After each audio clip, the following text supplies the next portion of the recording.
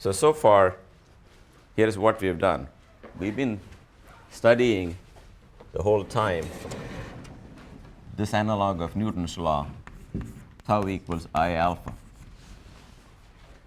So after teaching you what tau is and what I is and what alpha is, in the early days I concentrated on problems where tau is not 0.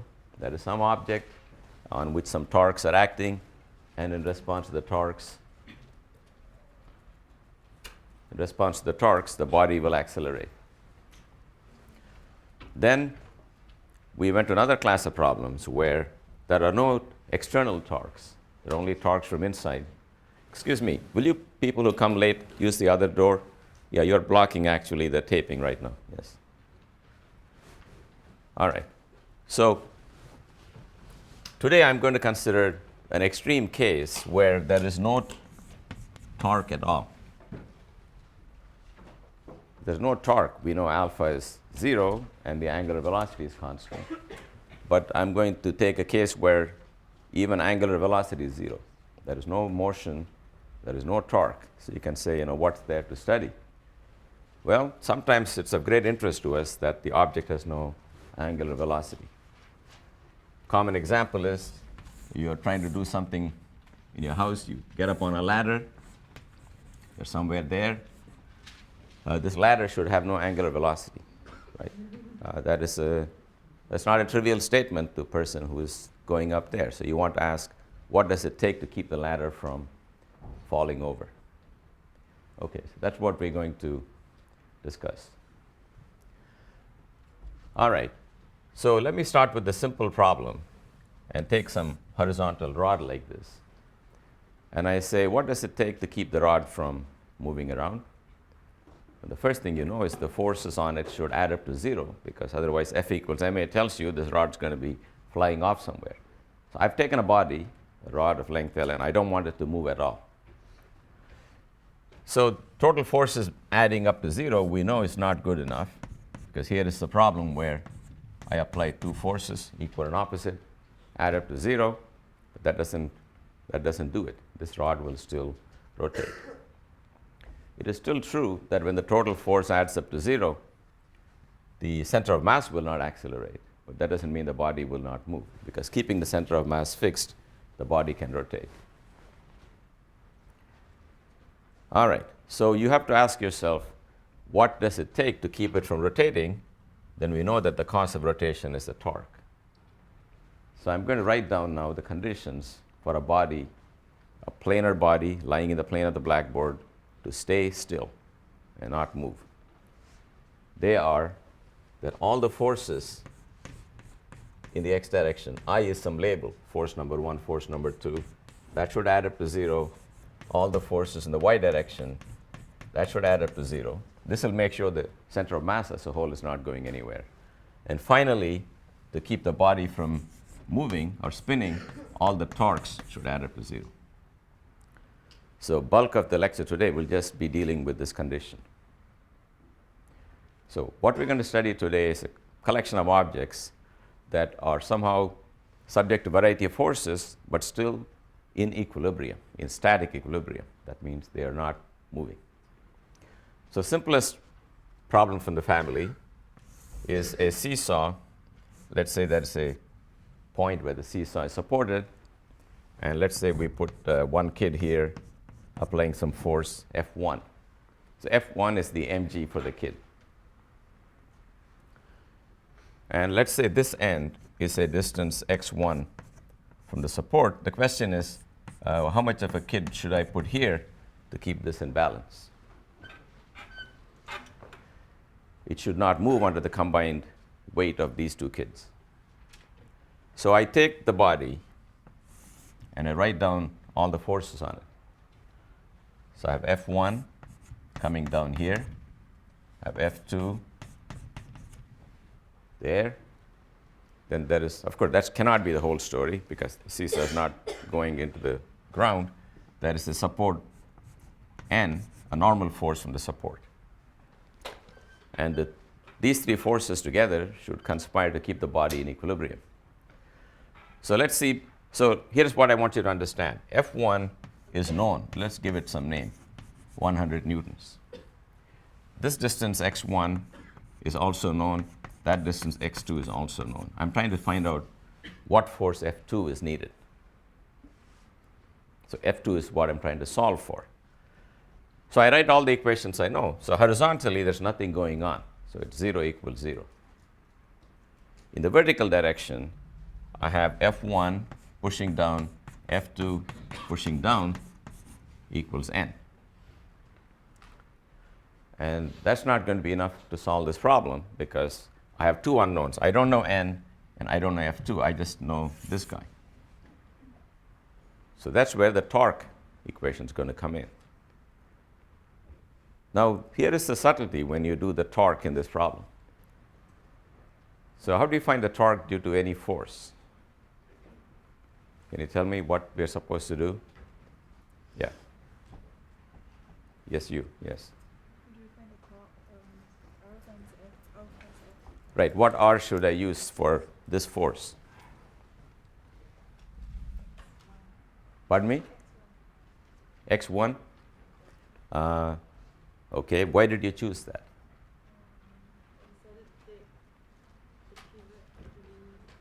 Okay, her answer was that's the pivot, so I chose that distance. The point is, when we say the body has no net torque, it means it's not rotating around some axis. If there is an axis around which a body is rotating, then we know how to take the torque through that axis.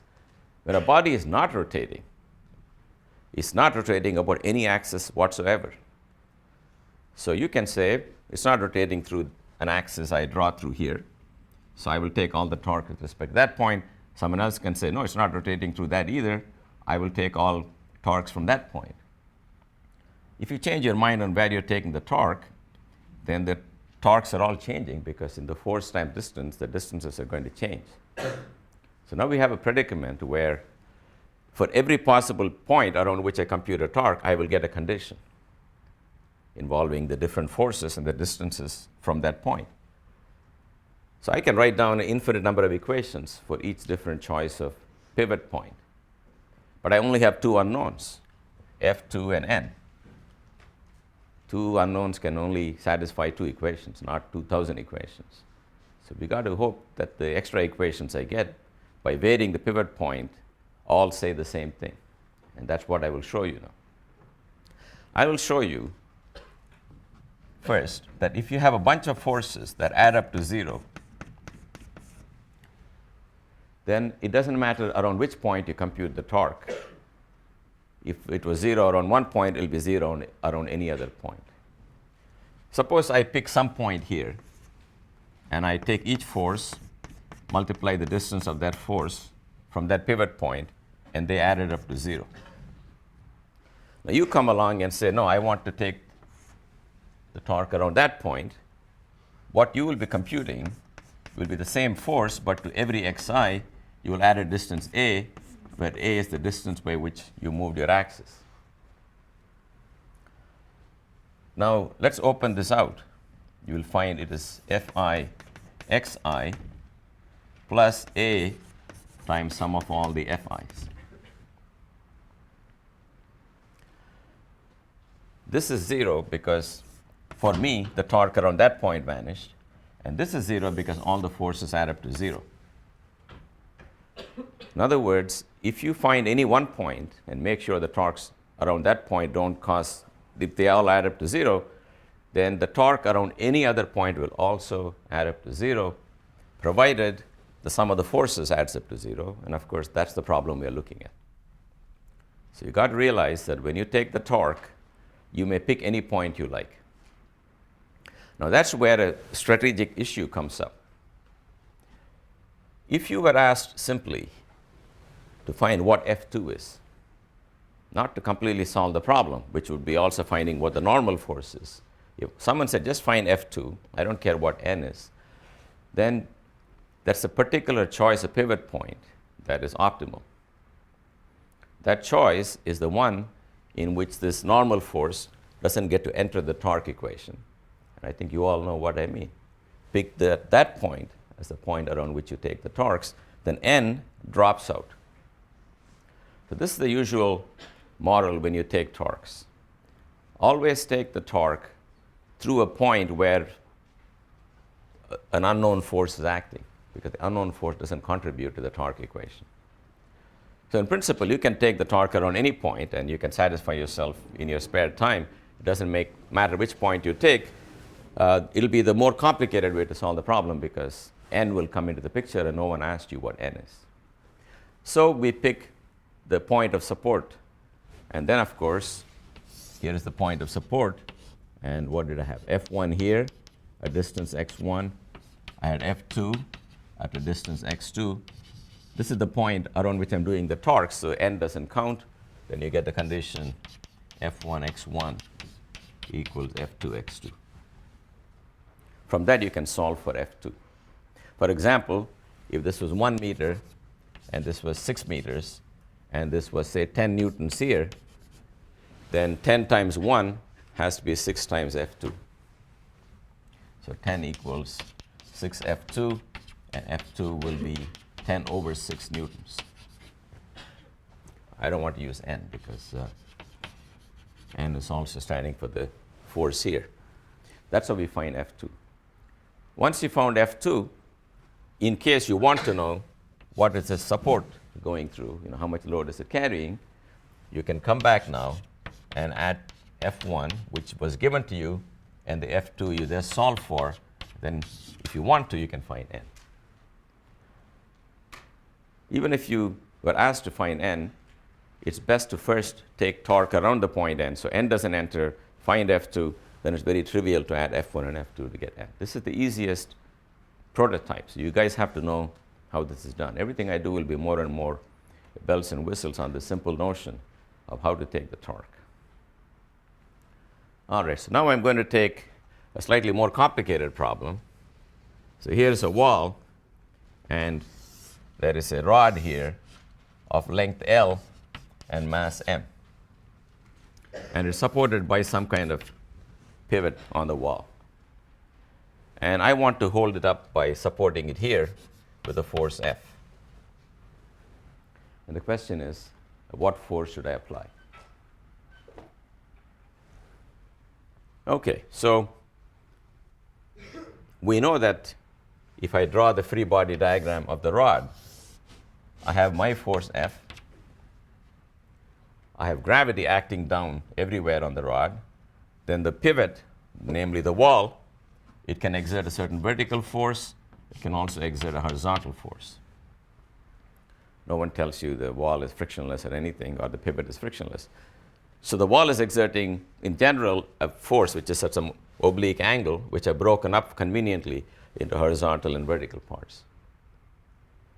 What about gravity? And the torque due to gravity is what I want to discuss now.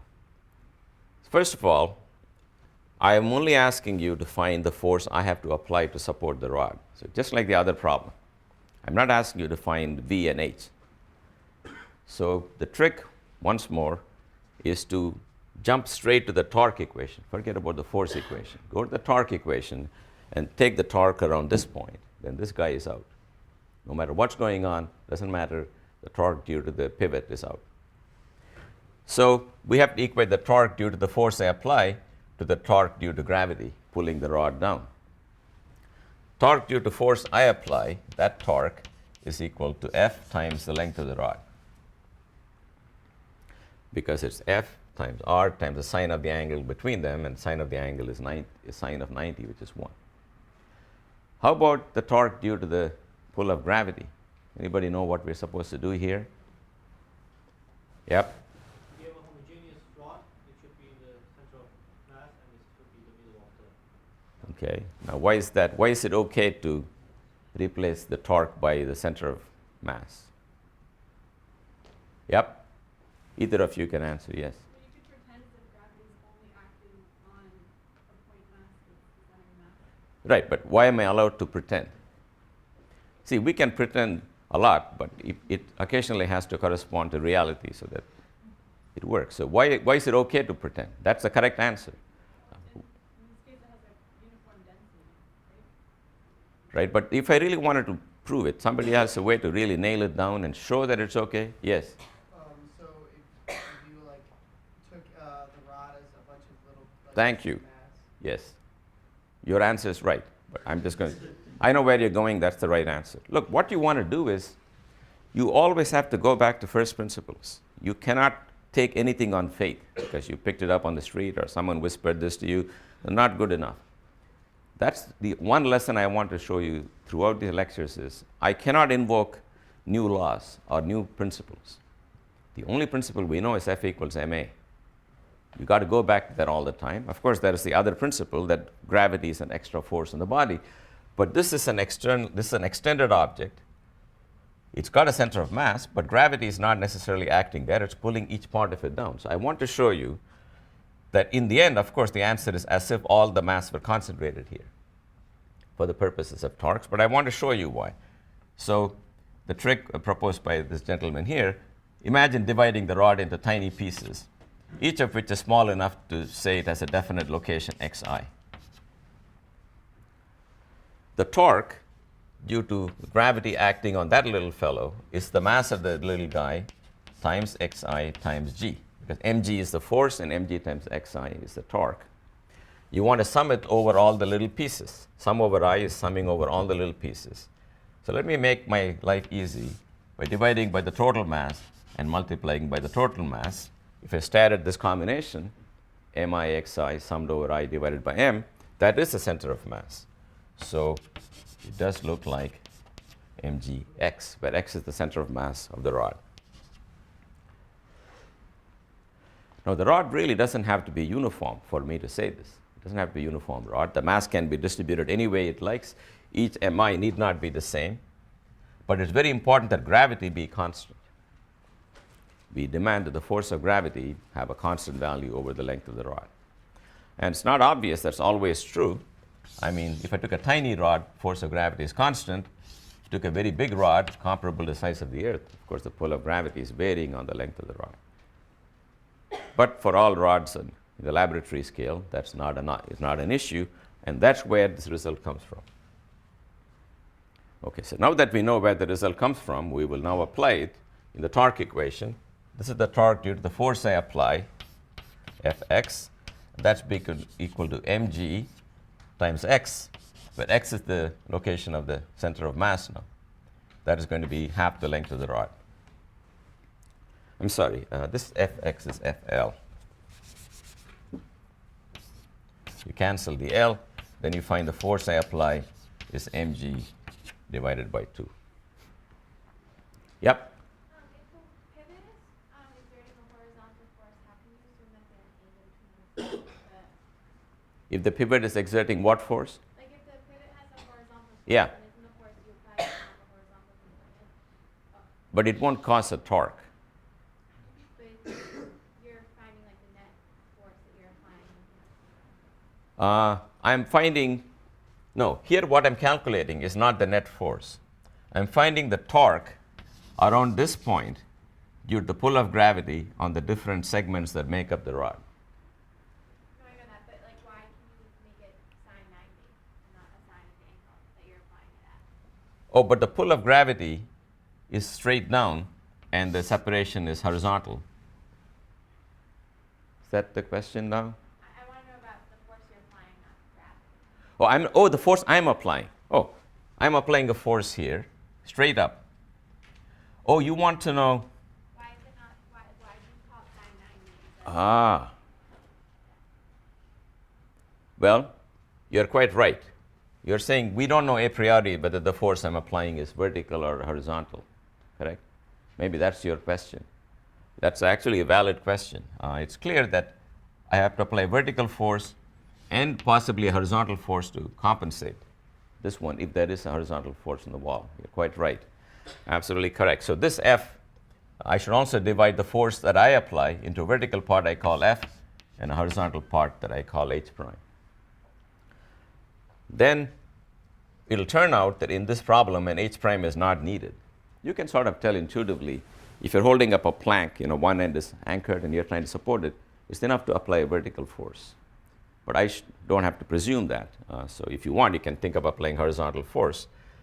It's not necessary to hold this in equilibrium. Maybe the main point is a purely vertical force will suffice to keep this in equilibrium, is the point that I'm making. In fact, if that force is equal to mg over 2, it won't rotate. Now we can go back. Now that I find the force I have to apply in this direction, what are the forces at the pivot? Well, the vertical force on the pivot is pointing up. My force that I calculated is pointing up, and together they should add up to mg.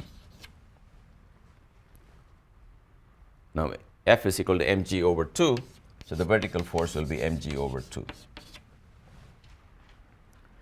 Now, horizontal force in this problem, there is no need for you to apply the horizontal force, and there's no need for the pivot to fight you back with the horizontal force. It's not needed for equilibrium, but suppose you insisted, not only are you lifting it, but you're leaning into the rod, yes, then you will apply horizontal force. It's not going to contribute to the torque equation, but if you push it in, the wall's got to push you out, and h prime will be equal to h. In fact, let's turn to a problem where the support, in fact, exerts a horizontal and vertical force. So that's the next level of difficulty. This is one of the standard problems in this section, and it goes like this. Here is a rod, and it's supported by a wire. And the wire has a certain tension T. It's anchored to the wall. The length of the rod is L. Mass of the rod is M. And at this end is some pivot which is exerting some unknown force which can have a horizontal and vertical part. It'll have a horizontal part H and a vertical part B. Now I know for sure there's a horizontal part. I think you can tell. Can you guys tell in your mind why there's a horizontal part? This force that's supporting it is pushing the rod into the wall and also pulling it up. The part that's pushing it to the left has to be compensated by H. But suppose the question they ask you is, what is the tension on that rope? And suppose that's the crucial issue, because if the tension is too much, the rope is going to break. If you want only the tension, once again the trick is forget the force equation and go to the torque equation. Because if you go to the torque equation, you banish both V and H. I hope that's clear to all of you. A force going through the pivot point in any direction is incapable of producing any torque. That's so intuitively clear, we need not belabor that. If you want the formula in F times R times sine theta, R is 0. So we don't care what the angle is. So once again, we'll take torques around this point and see what it will tell us. So the torque due to gravity, we all agreed, we can now replace by mg L over 2, turning it this way. So this force exerts a torque which is equal to the value of the tension, the length of the rod, and sine of the angle between the two, which is this angle here. So the nice thing is you can solve for the tension directly in one shot, which is just mg over 2 sine theta.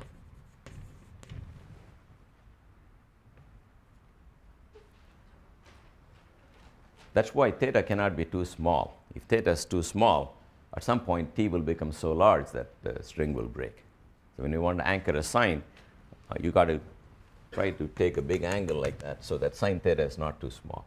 So one of the problems you could be asked is, what's the minimum angle so that the rope doesn't break, given that it can support a maximum tension of 1,000 newtons?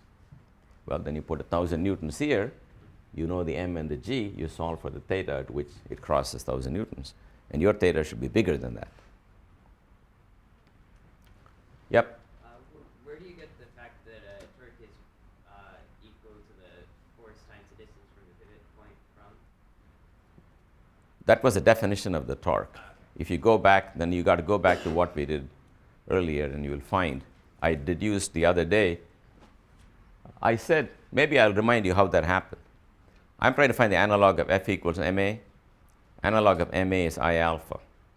And I said, who is the guy who can play the role on the left-hand side? And I found the quantity that plays the role of I alpha, that's equal to I alpha, is the force times distance times sine theta. Okay? So that's, look, you got to understand why torque has a sine theta in it.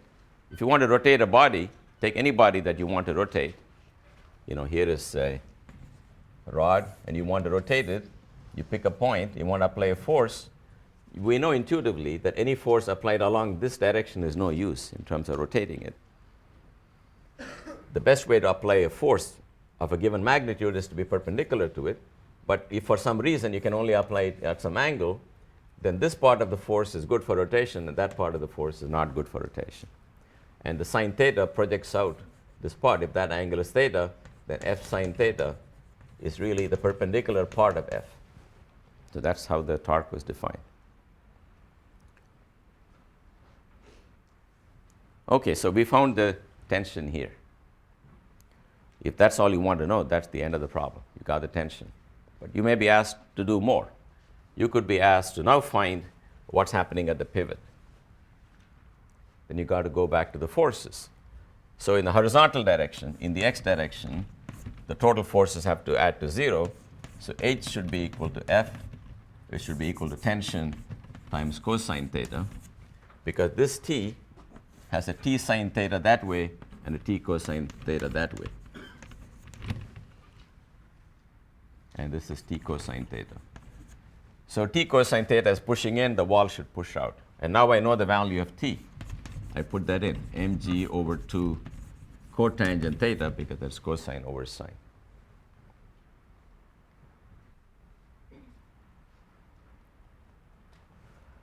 All right, so that's the horizontal part. How about the vertical part? In the vertical direction, upward vertical force plus T sine theta has to be the downward force, which is mg. Well, we know what T sine theta is. We just did that. T sine theta, if you look up here, T sine theta is mg over 2 equals mg. That means V is mg over 2. That means the pivot provides half the support, half the mass. And the tension's vertical part provides the other part. So I will give you a couple of seconds to think about this. This is the kind of problem you guys should be easily able to do. You isolate the rod, you write all the forces on it. So if you want, maybe if this picture is not clear to you, what I have in mind is I pull out the rod and say, why is this rod not turning and moving under all the forces acting on it? Then I write the forces on it. The tension is acting in that direction. The pivot has a vertical force, pivot has a horizontal force, and gravity for this purpose I will replace as acting there. Under the action of all these forces, the rod is neither translating nor rotating. That means the x component of the force adds to 0, the y component adds to 0, the torque adds to 0. If you got 3 equations, you can plug the numbers into any of them in any order you like. In the end, you will all get the same answer. But the way to get the answer most effectively is to take the torque equation, because the beauty of the torque equation is that neither the vertical part nor the horizontal part nor anything to do with the pivot enters that. So bear that in mind. Now you can embellish the problem. I don't want to do that. You can hang a weight here. I don't think that should cause a new problem. Suppose there's an extra weight, a little m, on top of the mass of the rod. I'm actually hanging a weight here. Well, all you have to do when you go to the torque equation is to remember that this weight going this way will provide an extra torque. That'll be little m times g times the whole length of the rod, because I'm taking the torque around that point. You put that in, you solve for the tension T, then go back and again do the force part.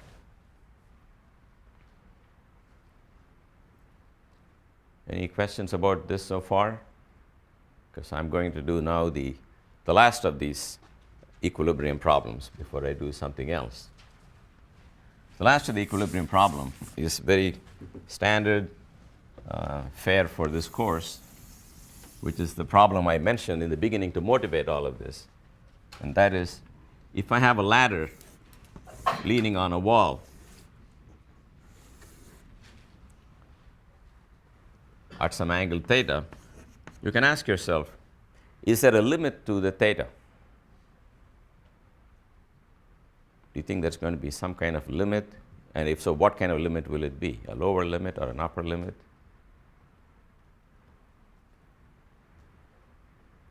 Would you like to guess? A lower limit on the theta? By that you mean what? If theta is less than some amount, what will happen? No, no, no. It will fall. Very good. So for equilibrium, there will be a lower limit on theta. I think it's clear to all of us that if you trying to climb a building and you put a ladder like this, you are asking for trouble, right? Yep. Well, there's also an upper limit if theta is 90 degrees or greater. Look, I agree. You mean 91 degrees ladder like this? Yes, I agree with you. I don't recommend that either. So are you a mathematician? Because they always find out something wrong in anything I say. I say, good morning. They say, well, not quite, Let's look into this. Philosophers, even more difficult. What is good? What is morning? It's morning here, it's nighttime in California. But look, every time I make up an exam for a question, I run it by a lot of students or a lot of TAs, because when I'm talking to you, I have a certain notion of what I'm talking about, but the same words can mean something else, and quite often I am tripped up by this. Though this is the first time this question has come up. So you learn something every day. All right. Anyway, let's say we are going to limit ourselves 0 to 90, and what angle can it take? What's the minimum angle? What do you think is going to control that angle? Yep. Yes. Between the what? Right. Okay. So, in fact, it turns out even the coefficient of friction with this wall may help, but we are going to rely on a problem where the wall is frictionless and the floor has a friction. And it's got a static friction mu, which I'm just going to give to you. So here is our challenge now. We want to see why this rod is not falling. So let's just write down all the equations. So whenever you get any rotation problem, rule number 1 is don't panic. Just write down the 3 great conditions and it'll all happen. The first condition is, the 0th condition is draw all the forces on this guy. So what forces do you want to draw? I think we have learned over and over, mg can be assumed to be acting in the middle of the rod, center of the rod. The wall is very important. If it's a frictionless wall, then the only force it can exert is perpendicular to itself. That's the meaning of frictionless. You cannot apply a force along the length of the rod. So let's give that name W for wall. I come to the floor now. The floor is exerting a force N, standard name for normal or perpendicular. Then it's exerting a frictional force F, which will be inward. Because the ladder is trying to slide out, you will apply a static frictional force inward to keep it from moving. That's it. These are the forces, and subject to these forces, we have to write down all the conditions. This angle is theta here. For the x motion, the fact that maybe I should write it, sum of all the x forces is 0, simply says W equals F. Sum of all the y forces tells me N equals mg.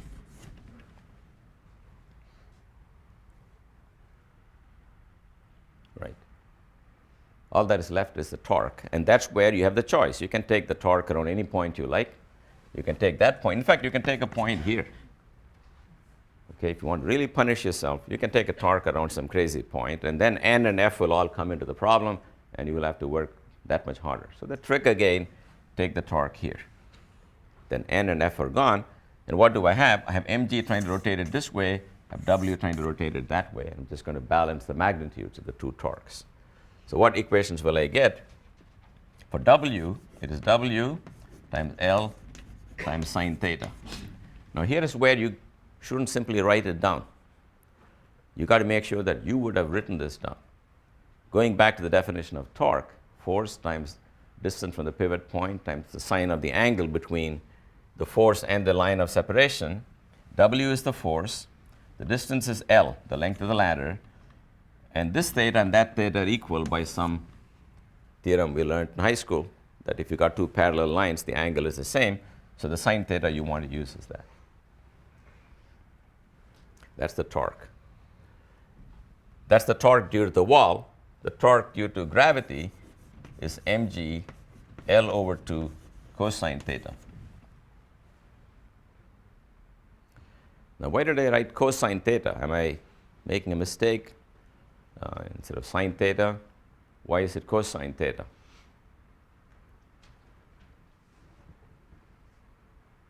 Yes? Because that angle it makes with the ladder is the complementary of theta. Yeah. So let me repeat the answer. When you write torque as mgl sine theta, that theta is not some fixed angle that somebody drew in the diagram. It varies from force to force. It's the angle that force makes with the line connecting the point of application of the force to the point of rotation. So mg is acting here. You want the angle between the direction of mg and the direction of the line of separation, which is this angle. So you really want the sine of this angle, but sine of that angle is cosine of this angle. So you can cancel that. So I find W equals mg over 2 cotangent theta.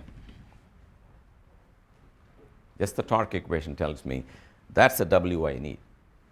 So the wall's going to push out with that W, and you better be able to fight that. To fight that, that W should be equal to F, which is what we got here. That's fine too, but now we have a restriction. F cannot be arbitrarily big. F is less than or equal to the coefficient of static friction times the normal force. Yep? Could you explain why we use the cosine theta again? Yes. So I want to find the torque due to the force of gravity acting there with respect to this point. By the definition of the torque, you take the force, you join the point of application of the force to the point around which you're doing the torque, and take the angle between those two lines.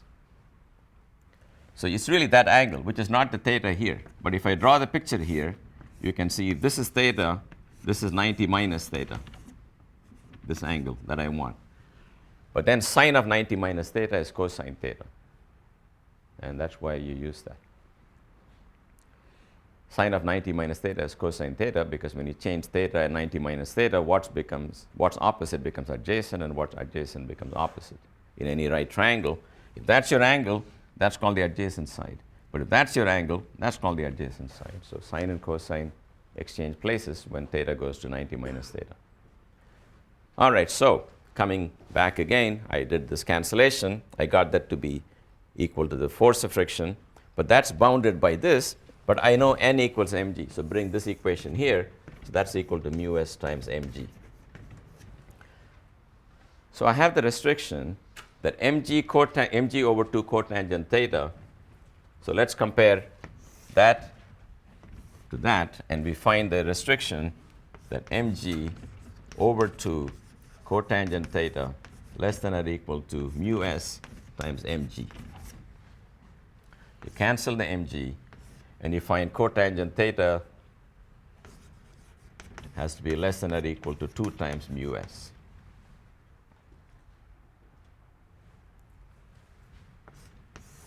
I like to write it as tan theta has to be bigger than or equal to 1 over 2 times mu s. Do you know how I went from here to here? If this number is smaller than this number, the reciprocal of this number is bigger than the reciprocal of this number. 3 is smaller than 10, 1/3 is bigger than 1/10. Same thing. So I'm somehow used to tangent better than with cotangent, so I flip this over and I flip that over, and I also change less than to bigger than. This way we can understand tan theta has to be bigger than some number. That means theta has to be bigger than some number, because tan theta increases with theta. So you tell me what your coefficient of friction is. Maybe it's 0.5. Then this is 1. Tan theta should be bigger than 1. Theta should be bigger than 45 degrees. Okay, or pi over 4. Maybe I should keep using radians so you guys get used to radians as a way to think about it. So what's the famous show in CNN? Anderson, Cooper, what? Anderson, Cooper, 2 pi. Okay, that's what it is for this class. Think radians. Are you going to screw up somewhere?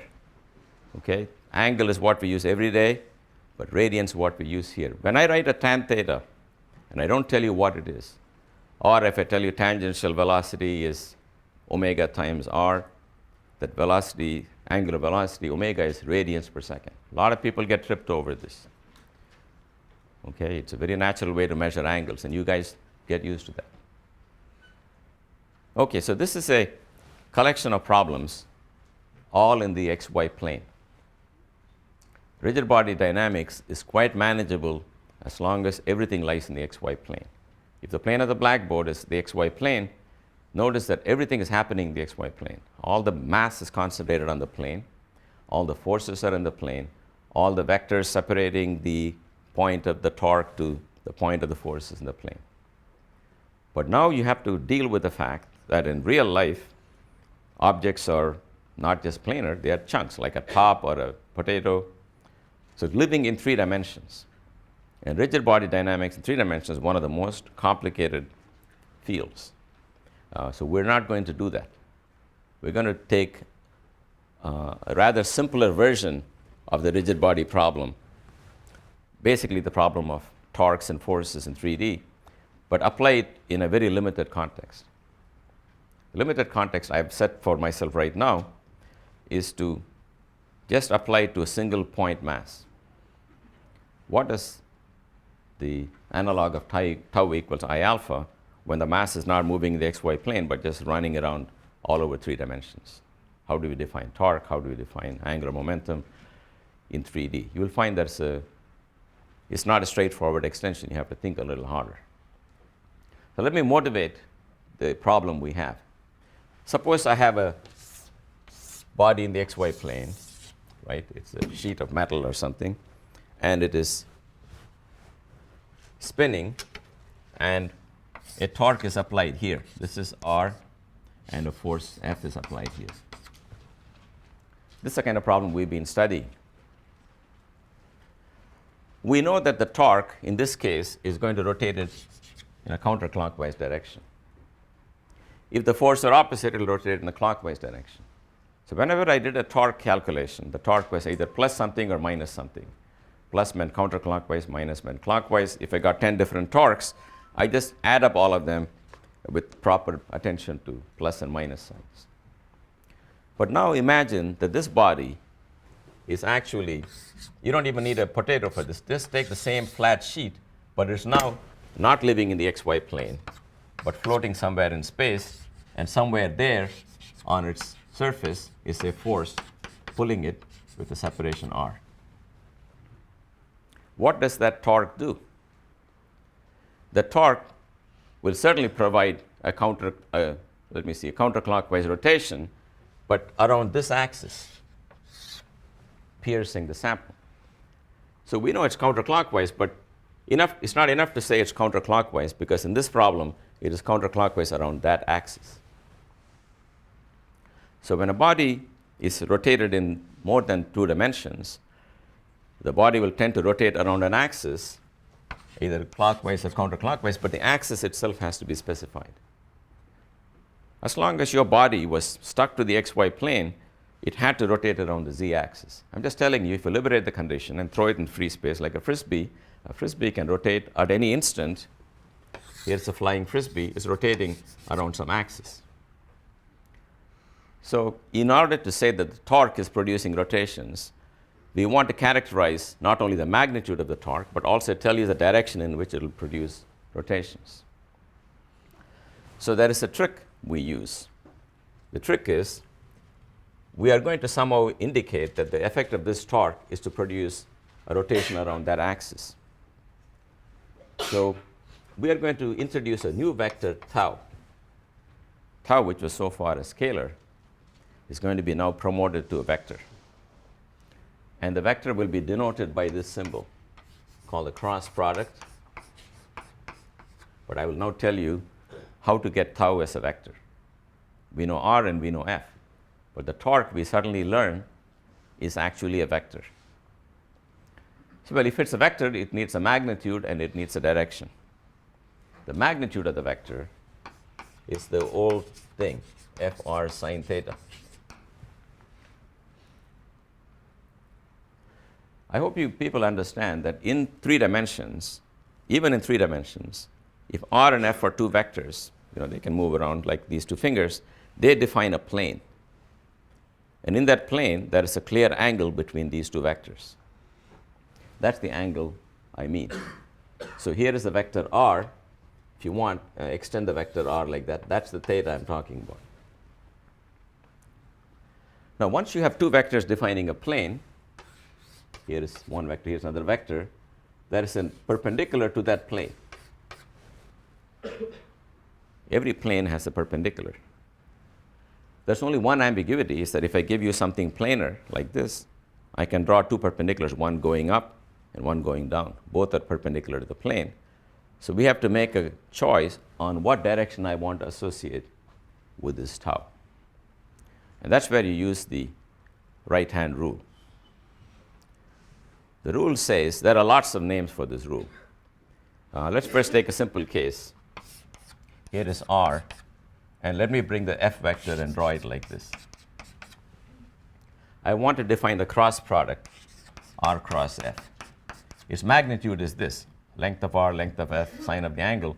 I'm trying to pick a direction. Either the direction, in this case, is going to be out of the blackboard or into the blackboard. And the convention is stated in many different ways. One convention is you take this r and you turn a screwdriver from r to f. Okay? You guys imagine in your mind, take a screwdriver, turn the screwdriver from r to f. Which way will this? That's right. You see, that's what all the rap guys are doing. They're trying to use the right-hand rule, because the right-hand rule says that if you have an r and if you have an f, that's the torque. I've not followed the lyrics very closely, but I believe they're muttering something about forces and torques. All right. Okay, so here is the right-hand rule. If this is r and that is f and that's the torque. But I find it much easier to do another right-hand rule, which is like this. You can see that in books too.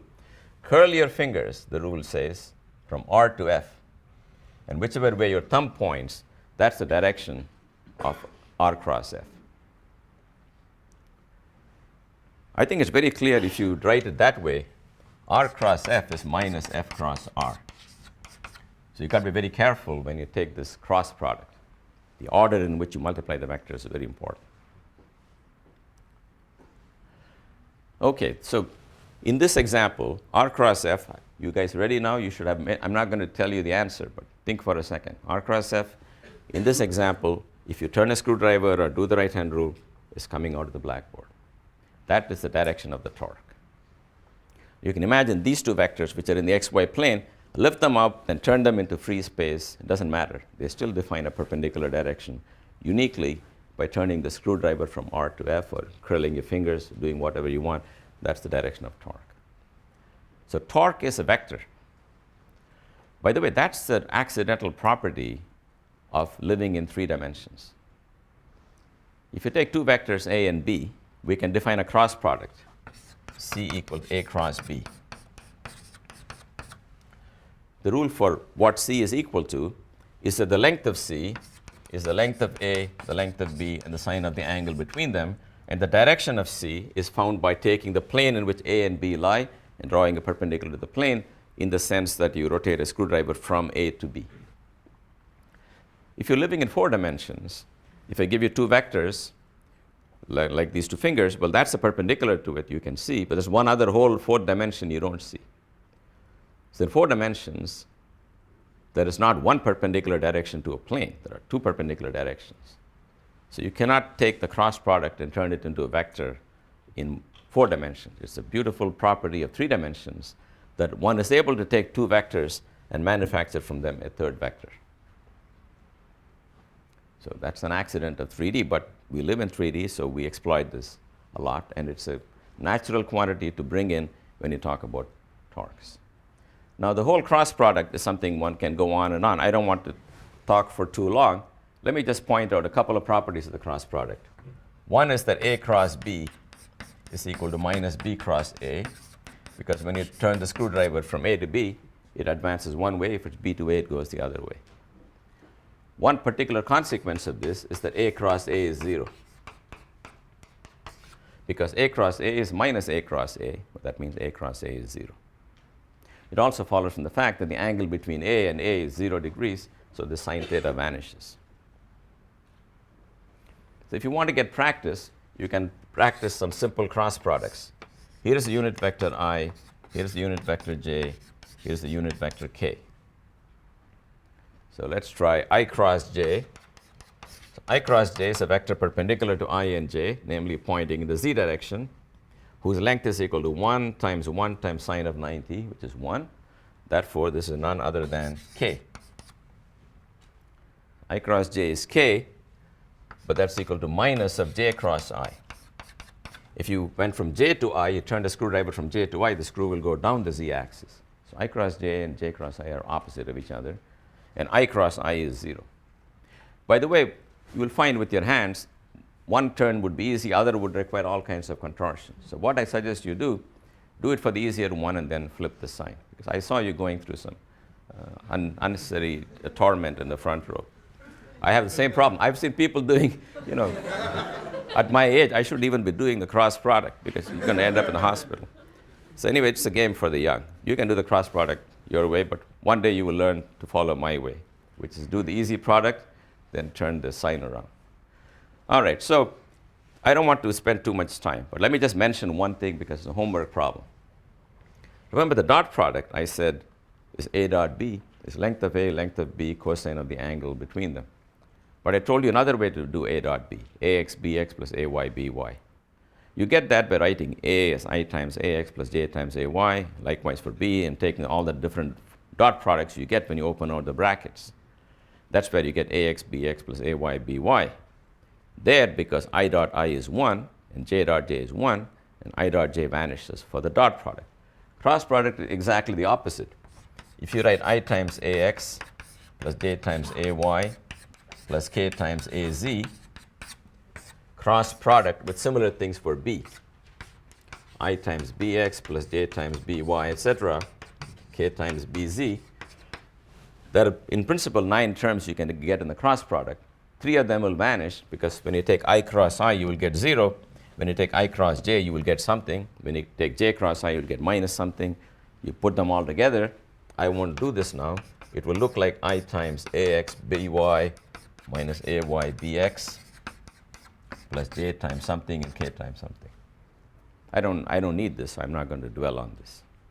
It's good enough for our purposes to know the cross product can be visualized as the vector perpendicular to the two vectors forming the product and of length equal to length of A, length of B, sine of the angle between them. Okay, so why did I introduce a cross product? Well, here is the point. I've introduced torque as R cross F. I hope you know what that means. If a force is acting at the point with vector R measured from some origin, the torque due to that force is R cross F. Now I'm going to introduce, for a single point mass, somewhere here, an angular momentum, which is also going to be a vector. Previously, angular momentum, I omega, is not a vector. You just say it's spinning clockwise or counterclockwise. Now, for a single point mass moving in some direction, I'm going to introduce the angular momentum to be R cross P. This is an inspired definition, and you will find it's a good definition because things will work out. What's the first thing I want this definition to satisfy? Anybody have an idea what we expect? What relation do I expect between torque and L? L will be the derivative of torque. Torque should be the derivative of L. Right, yes. Right. So, were you going to say that? So, I expect if things are working out, tau should be dl dt. So, let's see what dl dt is. The rate of change of angular momentum is going to be dr dt cross P plus R cross dP dt. Just use the rule of calculus. When you got a product, you take the derivative of this and then the derivative of that. But dr dt is the velocity cross momentum plus R cross the force, because rate of change of momentum is the force. Now, this guy we like. That's the torque. This guy we don't like, but that will be 0. So, You know why that is 0, V cross P? Because when you multiply velocity times the mass times velocity, then the velocity cancels out somehow. No? Yes? Because P is equal to mv, where v is the same velocity. Right. So velocity and momentum are parallel. They're just connected by a number m. But if you take two parallel vectors, the cross product will vanish because sine theta is 0. So luckily that drops out, and we do have this very nice result that if I define angular momentum this way, then rate of change of angular momentum is the torque, but torque was defined as r cross f.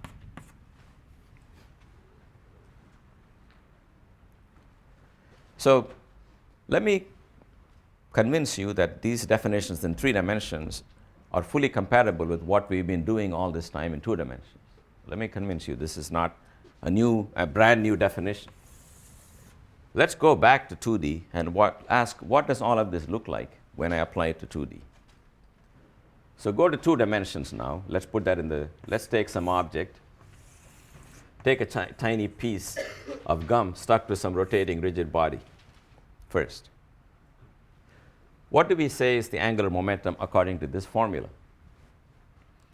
Angular momentum is r cross p. This is r, right?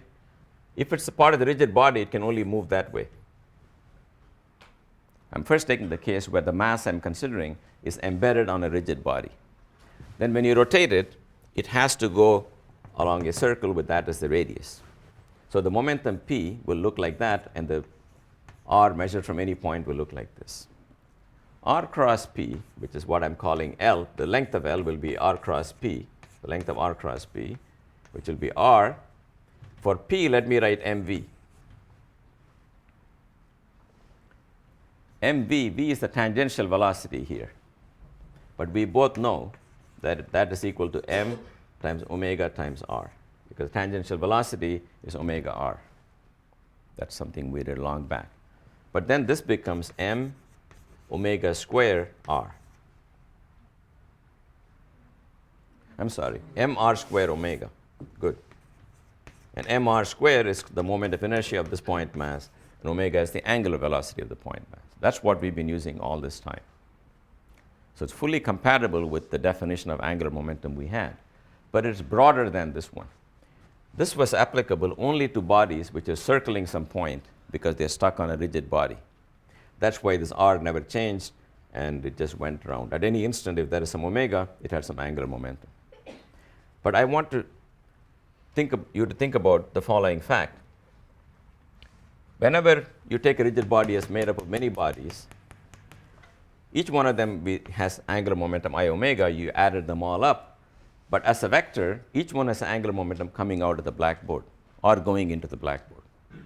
Because if r and p lie in the xy plane, then r cross p lies along the z-axis, either out or in. That is why both torque and angular momentum were treated as scalars and not as vectors. Because if a vector is constrained to lie up or down the z-axis, we can forget about the fact it's a vector. We just say it's plus if it's up and minus if it's down. That's why in all the early calculations I did today with torques, it was treated as a scalar. But actually, the torque was a vector coming out of the blackboard or going into the blackboard. Next, I've shown you that the angular momentum you get by this definition when applied to a rigid body, to a tiny speck on a rigid body, is the same as the angular momentum we've been using. But now I want you to think about the following notion. Here is the xy plane seen from the top. There is some body which is rotating. There's a speck on that body, for which the angular momentum written as r cross p was I omega. But the speck now flies off. It breaks loose and takes off. Does it still have angular momentum? If you're doing rigid body dynamics, you may not be so sure whether or not it has angular momentum. Because angular momentum we think of as coming from going round and round something. Well, this guy is not going around anything, right? Because it's been liberated, it's taking off like this. But if you take my definition that angular momentum is r cross p, you'll find that it has angular momentum even when it's here or there or anywhere else. And in fact, it has the same angular momentum. So I want to tell you why. When you are here, let's take it an epsilon before it took off from this rigid body. It was still stuck to the rigid body. then the momentum was in this direction, r was in this direction, and the angular momentum was r times this momentum p. What when it's come here? When it's come there, r is this bigger vector r, p is the same vector p. It's going at a constant speed. There are no forces on it. Has the angular momentum changed? Because the r has become bigger, but we don't want just r times p. We want r times p times sine theta. But r sine theta is in fact, theta is the angle between p and r. R sine theta is that perpendicular distance. That is not changing. So maybe I'll draw a better figure so you understand what I mean. Take a body in the xy plane. It is just moving like this at constant momentum. What's its angular momentum is what we are asking. The easiest time to compute the angular momentum is when it's here. Then the angular momentum is that distance r times the momentum p times sine of 90, which is 1. If you are over here, then what happens is p is still the same vector p. R looks like a longer vector, but the theta here, if you put it in, r sine theta is still the perpendicular distance. In other words, the angular momentum of a particle with respect to some origin is the product of the momentum times the perpendicular distance you get by extrapolating its velocity so you can drop a perpendicular on it. Draw a line through the momentum and drop a perpendicular on it from the origin. That distance times its momentum is the angular momentum.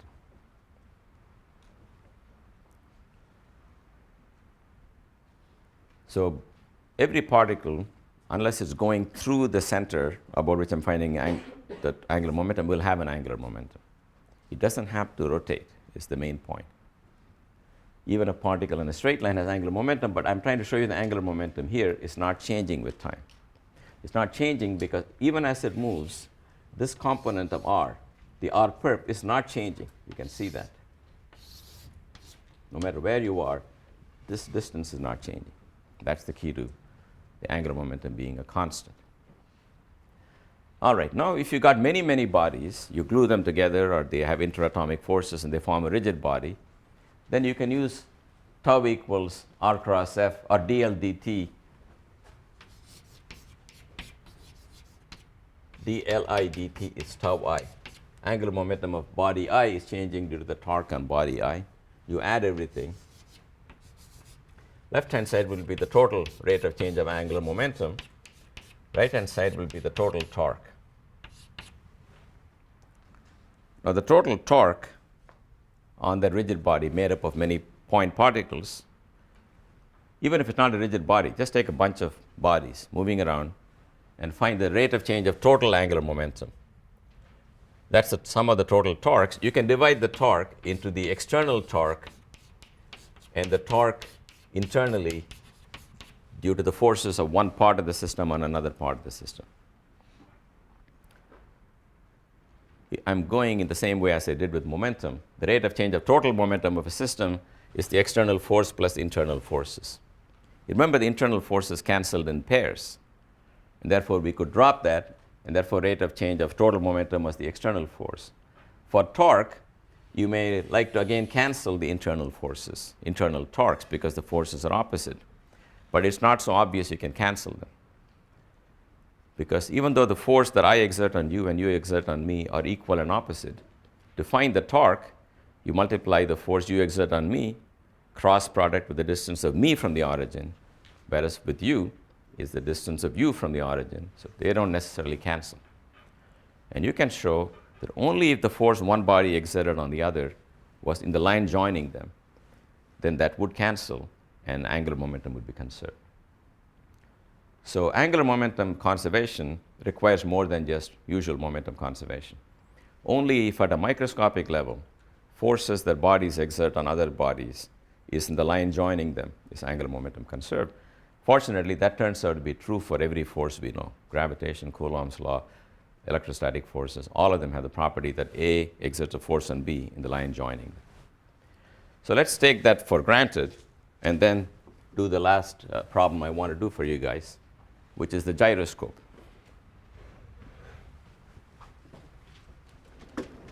So here is the gyro.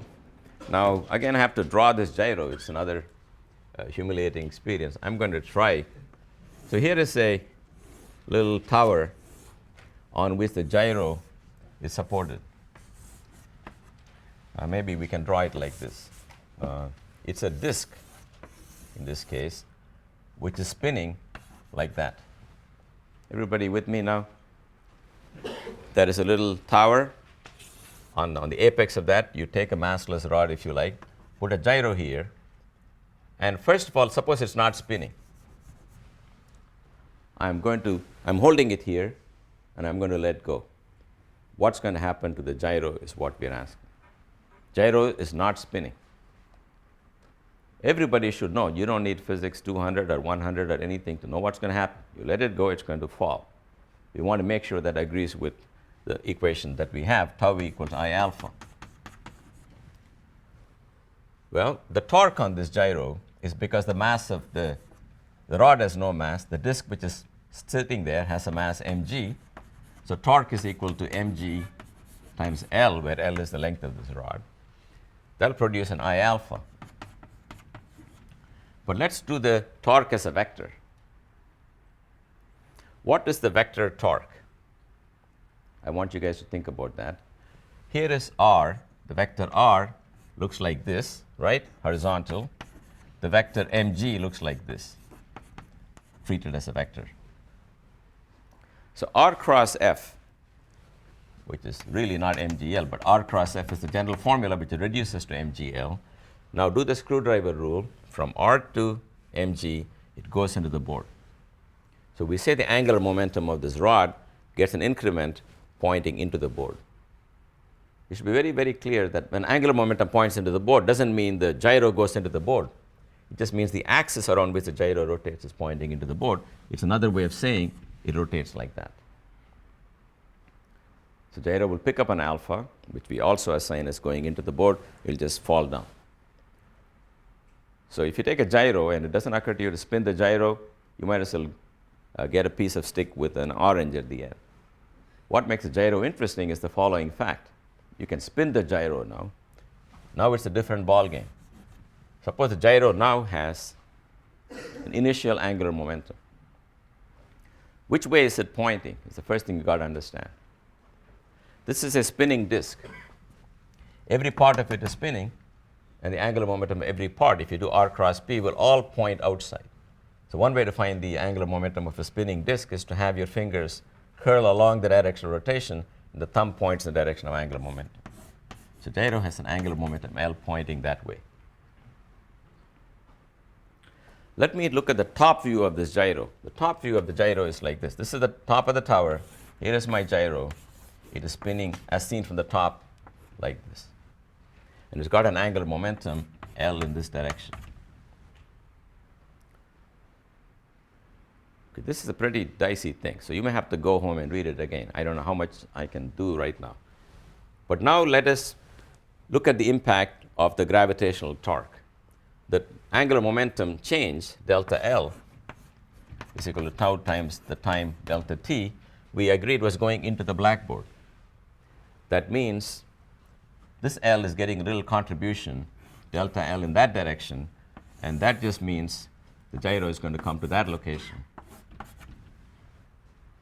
So what happens is, if you have an L to begin with, you add to it a delta L like this, you get the new L plus delta L, which is just the rotated L. That's why the gyro doesn't fall. It does get an angle. See, if a static rod got an angular momentum going into the board, it really means it's falling down like this. But if a rotating gyro got an angular momentum on top of an existing angular momentum, the new angular momentum is now just a rotated angular momentum. So when seen from the top, the gyro will be doing what's called a precession. If you support it, it will just slowly go round and round with this tip here. Now, does this remind you of anything you've seen before? Yep. The Earth rotating around the sun. Right. When we did the Earth rotating around the sun or any satellite going around, it was the same thing. Here is an apple. If it's not moving, the force of gravity acts on it, causes an acceleration toward the center. That means what you and I think it means, falling toward the center. But if you take an apple with a huge velocity to begin with, add to it an acceleration toward the center or a tiny increment of velocity in this direction, you just give it that velocity, and that's the velocity it has when it has come here. Same thing with the gyro. The gyro does get the same angular momentum, delta L, that it would whether or not it was rotating. But in one case, you add it to 0 and conclude it's going to fall down. In another case, you add it to L and conclude that it will rotate. So gyro is constantly trying to fall down, but it's chasing itself, just like this is constantly trying to fall down and changing itself. So last thing I want to calculate is the rate at which it goes round and round. That's pretty easy calculation. I will do that and I will let you go. So let's ask the following question. Here is a gyro whose angular momentum is L. Little later, L plus delta L looks like that. This is delta L. And it rotates an angle delta theta in some time delta t. Then just from the radians business you've learned, I think you guys know that delta L is L times delta theta if theta is in radians. That's why I'm cautioning you, always think in radians. So if you rotate a vector by an angle delta theta, that segment for small inner segments is L delta theta. So divide both sides by the time over which it happens. Delta L over delta t on the left-hand side is the torque, and this is L times what's called the precessional frequency, omega sub p. That's what we're trying to calculate. So the precessional frequency in this problem is equal to the torque divided by angular momentum of the gyro. The torque, now we can put the numbers in, is mg times L. Angular momentum of the gyro is some 1/2 I omega squared. Times I omega.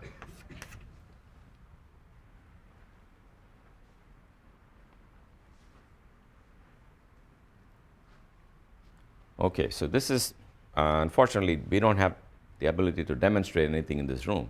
But if you looked at the stuff we have in Sloan, if you take a big gyro and you spin it, you suspend one end on the tip of a tower and it's spinning like this, you attach some weight to it, you will find it starts going around. If the gyro is not spinning, it will just fall down. If it's spinning, it's got an angular momentum in that direction, to which it gets an increment in that direction, so it goes on rotating. And if you add more weights to the gyro, it will rotate faster, because if you add more weights to the gyro besides its own mass, you will increase this quantity. All right, so we are done with the nasty part. So next week we start relativity so that you guys can get something more contemporary.